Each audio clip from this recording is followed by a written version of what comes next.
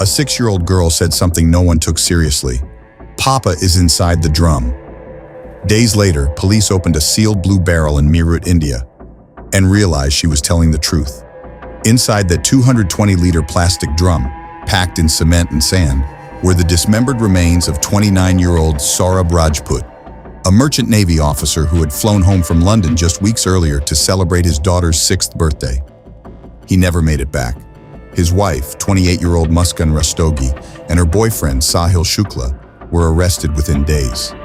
What investigators uncovered was not a crime of passion. This had been planned for over a year. According to police, Muskan began plotting her husband's murder as early as November 2023. She wanted Saurabh gone so she could build a life with Sahil. In the weeks before Saurabh's return from London in February 2025, she purchased kitchen knives, telling neighbors she needed them for cooking. She also obtained sedatives. On the night of March 4th, 2025, she allegedly drugged Saurabh at their Indiranagar apartment, and once he was unconscious, the two stabbed him to death. What followed was methodical. They dismembered the body, placed the remains inside a blue plastic drum, and sealed it with cement and sand to contain the odor. Then they left the city entirely, traveling to the hill state of Himachal Pradesh and posing as tourists while Saurabh's body sat concealed in their own home. But the psychological detail that emerged during the investigation was equally disturbing. Before the murder, Muskan had created a fake Snapchat account impersonating Sahil's deceased mother. Through that account, she sent him messages convincing him that his late mother wanted Saurabh dead. She used his grief and his superstition as tools. The two returned to Meerut on March 17th. The following day, Muskan confessed to her own mother, and her mother called the police. That is when officers arrived, found the drum, and confirmed what the 6-year-old had already said out loud. Saurabh's daughter had overheard her mother recounting the events to relatives. She repeated what she heard, the way children do, not understanding what the words meant. By the time the case came to trial, Muskan was pregnant. In November 2025, while locked inside Meerut District Jail, she gave birth to a daughter on November 24th, the same date as Saurabh's birthday. His family demanded DNA testing to confirm the child's paternity. The trial continues. Charges of murder and destruction of evidence have been formally framed against both Muskan and Sahil, and both remain in custody with bail applications denied. The case reshaped daily life in Meerut in ways no one expected.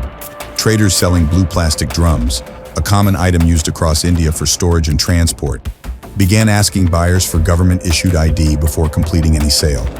Some vendors switched to white drums entirely, unwilling to carry the association. The story spread across social media at an enormous scale, generating millions of reactions, memes, and comment threads. For many people, the blue drum became a symbol of domestic betrayal. What nobody anticipated was that someone would treat it as a method. Nearly a year later, on February 20th, 2026, in Lucknow, a city roughly 300 miles from Meerut, a 21-year-old man named Akshat Pratap Singh shot his father dead with a licensed rifle during an argument at around 4:30 in the morning. His father, 50-year-old Manvendra Singh, owned 4 pathology laboratories and several licensed liquor stores in the city. He had been pressuring his son for years to pass the NEET medical entrance examination and earn a degree before taking over the family business. Akshat, a commerce student who had failed the exam twice, wanted to skip the degree and run the business immediately. That morning, the argument reached a point of no return. After shooting his father on the 3rd floor of their home, Akshat moved the body down to an empty room on the ground floor. He used a saw to dismember it. His younger sister, a high school student, witnessed part of the event and was threatened into silence. Akshat transported some remains by car to a remote area near Sataruna village and dumped them. The torso he placed inside a blue plastic drum and left it in the house.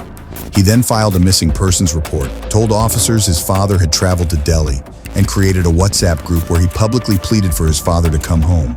Police said inconsistencies in his story raised flags. When investigators searched the house, they found the drum. Forensic teams confirmed bloodstains in the car and throughout the residence. Under sustained questioning, Akshat confessed and told police he had drawn the idea directly from the Meerut blue drum case, which he had followed on social media. 2 cities, 2 families, 2 blue drums, and a question India is still working through. What happens when a nation's most disturbing crimes stop being news and start becoming instruction?